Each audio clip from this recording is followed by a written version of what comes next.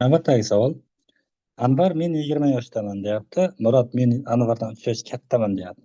Yozib olamiz. Demak, Anvarning yoshi 20 yoshda. Murodning yoshi 20 yoshga qo'shamiz 3 yoshni. Demak, Murod 23 yoshda ekan. Sarvar aytyapti. Men Anvardan 2 yosh kichikman. Demak, 2 yoshdan 20 yoshdan 2 yoshda ayirsak, bu necha yosh bo'ladi? 18 yosh bo'lar ekan Sarvar. Endi aytilyapti.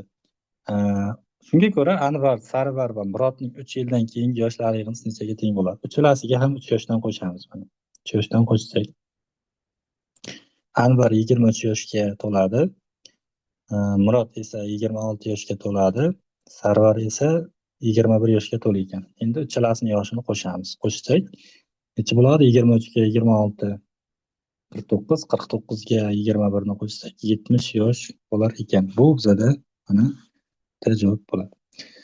7. Quyidagi shakllar va sonlar ma'lum bir qoida asosida joylashtirilgan. Shunga ko'ra so'roqcha o'rniga kelishi mumkin bo'lgan son nechaga teng? Endi qaraymiz. Hammasi yuqorida aylanib bor. Mana 5. Bu uchburchak. Ya'ni 5 dan 15 ga o'tish uchun demak nimaga ko'paytirish kerak? 3 ga ko'paytirish kerak, to'g'rimi? Demak mana 3 ga ko'paytirsak 15 bo'ladi. 7 dan 28 ga o'tish uchun 4 ga ko'paytirish kerak. 5 dan 25 ga o'tish uchun 5 ga ko'paytirish kerak, to'g'rimi? Mana 5 ga ko'paytirish kerak va e'tibor qaratamiz. Ya'ni 3, 4, 5 lar o'z-o'zidan hosil bo'lmayapti. Ya'ni bu uchburchakning, to'rtburchakning va beshburchakning nima tomonlari soni bo'lyapti.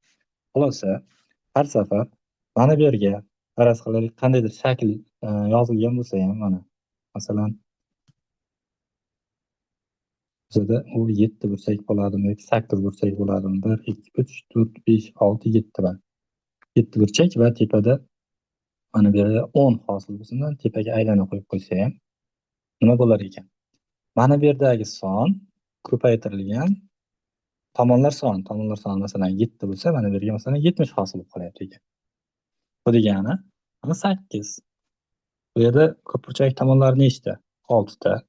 6 ta bo'lsa, uni 6 ga ko'paytiramiz. 6 ga ko'paytirsak necha bo'lar ekan? 48 ga teng bo'ladi. Bu bizada javob. Malika doira shaklidagi qog'ozni birinchi shakldagi kabi olib, o'rtasidan ko'rsatilgan yo'nalishda buklab, ikkinchi shaklni hosil qildi. Demak, mana bu shaklga o'tyapmiz. Buklandi. So'ngra yana o'rtasidan buklab, uchinchi shaklni hosil qildi mana. Birinchi shakl, ikkinchi shakl, uchinchi shakl. Keyin qog'ozni ochib, buklangan joylar ustidan chiziq chizdi. Ya'ni qog'ozni ochgan vaqtda e'tibor beramiz. Masalan, mana bu qog'ozni mana orqaga qaytarsak, buklangan joy mana bu yer bo'lib qoladi, to'g'rimi? Buklangan joy mana bu yer. Va uni ana shu qog'ozda aylanan tag qismi u ham buklangan, doiraning tag qismi ham buklangan. Endi mana buni bu tomonga qarab ochsak, mana bu tomonga qarab ochsak, mana bunda to'liq holat hosil bo'ladi. Demak, mana bu yer buklanganida chizgan, mana bu yerdan ham chizyapti. Va buni simmetriga mana bu tomoni ham u buklangan. Chunki mana tagida buklagan vaqtimizda tag qismi ham buklanadi. Albatta bilan nechta qismga bo'linar ekan? 4 ta qismga bo'lindi. Javobimiz javob bo'ladi. Murod emojilar yordamida quyidagi amallarni ifodalagan. Ya'ni mana bu ikkita emojining yig'indisi 15 ga teng ekan va unga qo'shimcha bitta emoji qo'shyapti. Xulosa, mana bu emojining hozirgi qiymati beriladi. Masalan, mana bu 15 bo'lsa, 15 ga nimani qo'shsak 17 bo'ladi degan savolni qo'yamiz mana. 15 ga nimani qo'shsak 17 bo'ladi. Bu emojining qiymati 2 ga teng ekan. Buni topdik. Endi uchinchisiga qaraymiz. Mana buni aytyapmiz. Bu 2 ga teng ekan. Demak, 2 ga nimani qo'shsak 10 bo'ladi. 2 ga nimani qo'shsak, qaysi sonni qo'shsak 10 bo'ladi. Demak, mana buning qiymati, mana bu emojining qiymati nechaga teng ekan? 8 ga teng ekan. Shunday bo'lsa, deyapti.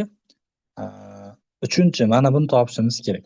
Buni topish uchun bizda mana buning qiymati bor edi. Necha edi? 15 edi. 15 ga qo'shamiz. Mana 15 ga qo'shamiz mana buning qiymatini. Buning qiymatini hozir topdik. 8 ga teng. Demak, 8 ga 15 ni qo'shsak necha bo'ladi? 23 ga teng bo'ladi. Bu bizda javob. Kamol ipga kvadrat, uchburchak va doira shaklidagi munchoqlarni terib bilaguzuk yasagan.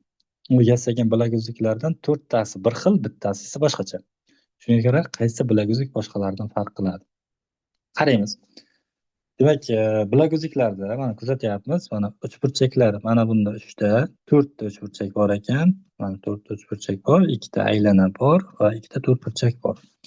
Qaradik, mana bunda ham 2 ta to'rtburchak, 4 ta uchburchak, 2 ta aylana bor.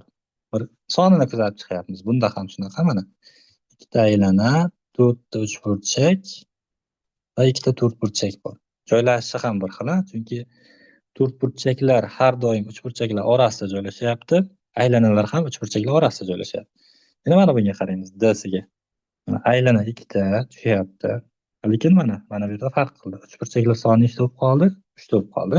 Chunki mana bu yerda hammasi boshdagi A da ham, B da ham, C da ham uchburchaklar soni 4 tadan edi. Aylanalar soni 2 ta edi, to'rtburchaklar 2 ta edi. To'rtburchaklar nechta bo'lib qoldi? 3 ta bo'lib qolyapti. Demak, mana bu farq qilyapti. Javobimiz D javob bo'ladi.